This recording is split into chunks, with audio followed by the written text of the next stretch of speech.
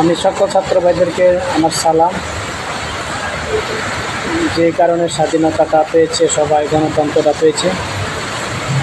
আমি সবাই সব কিছু বলেছে, একটা কথা আমি বলতেছি যে আমার ভুলভ্রান্তি হয় ক্ষমা দৃষ্টি। আমাদের একটা কিছু কালচার আছে গ্রাম দেশে বা যে কোনো জায়গায় একটা কালচার আছে।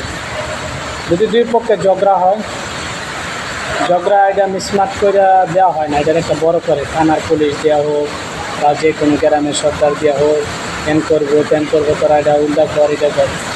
এই জিনিসটার থেকে আমি মনে করি বিরত থাকা অনেক ভালো। ঝগড়া দেশের যখন সম্মানী ব্যক্তি যারা হয়, যারা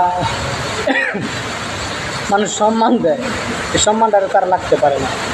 ছাত্র ভাইদেরকে বলি, এরকম একটা এই আপনারা থাকতে হয়, এরকম একটা আইন করে দেবেন দেশের যে বিচারগুলি, যারা বৈঠক বয়, বিচার বয়, তারা কী করেন এই ঝগড়াটারে মিসমাট করতে গেলে একটা শ্রদ্ধাশালী সব বা বৈঠক হয়, তারা এটারে কী করেন, এটার নাম একটা কাল কাল কাল জ্বর হয়, একটা কয়েকটা মিল্লা বিপক্ষ মিল্লা সরকার বইয়া ওর নামে জরিমানা করা হয় 2 লক্ষ 1 লক্ষ টাকা বা 50,000 টাকা।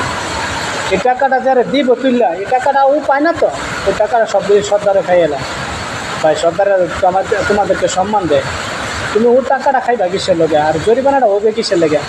কার্যটা হইতে হইতে তোমরা এটা সমাধান করা যায় না? করা যায়, অবশ্যই করা যায়। তো আমি মনে করি এই গরিবের হকটা, গরিবের টাকাটা কে ভুল করছে, এটা সমাধান না করায় এটারে আপনার জরিমানা করায় আপনারা টাকাটা নিয়ে খাইয়ালাম, বা একটা দেশের মানুষ আঘাতে বা বেসুটে মারা যায়, এটা তোমরা কী করো, যে ক্ষমতা থাকে এই ক্ষমতাশীল হইয়া তোমরা এই টাকাটা খাইয়ালাও, অথচ এর ফ্যামিলি পায় না, মারা যায়ও এর ফ্যামিলি পায় না, খায় সর্দারেরা। আমি মনে করি আল্লাহর রাস্তায় এটা থেকে বিরত থাকবেন। আর বিশেষ করে এমন একটা গঠন করে দেওয়া হোক, বাংলাদেশে জরিমানা যাতে না থাকা হয়, আর ঝগড়া যে না হয় বা সুষ্ঠু তদন্ত হয়, আমি মনে করি ভালো।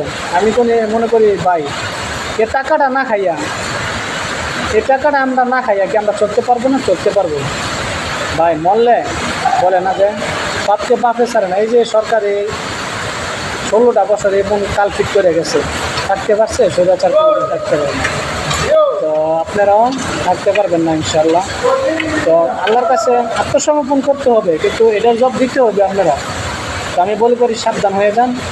দেশের জনগণ আপনাদের সম্মান দেয়, আপনারা তাদেরকে সম্মান দেবেন, জরিমানাটা না করবেন, ঝগড়ার বিরুদ্ধ রাখবেন, কিন্তু এই সিস্টেম করবেন। ওকেটায় হ্যাঁ নিয়োগ লাগাইছে, হেন এটা কী কইছে, এটা লই আপনারা নিয়োগ করতে করতে এটাতে টাকা খাইতে আপনারা অনেক ভোগ করে এলাম। আমি মনে করি এটার থেকে আপনারা ফিরে আইন সব সম্মানে, আপনাদেরকে সম্মান দেয়, আমরা আপনাদেরকে সম্মান দিই ইনশাল্লাহ। ভবিষ্যৎ প্রজন্ম আপনারা ভালো থাকলে যারা দ্বিতীয় স্থানে আবার আসবে তারাও ভালো করবে ইনশাল্লাহ। আপনারা খারাপ করবেন আর ওরাও খারাপ হবে, আপনারা ভালো করবেন ওরাও ভালো হবে, এটাই ইনশাল্লাহ আমার কথা। আসসালামু আলাইকুম। দেশের জনগণের ভালো চাইবেন ইনশাল্লাহ, সবাই ভালো থাকবেন। আসসালামু আলাইকুম।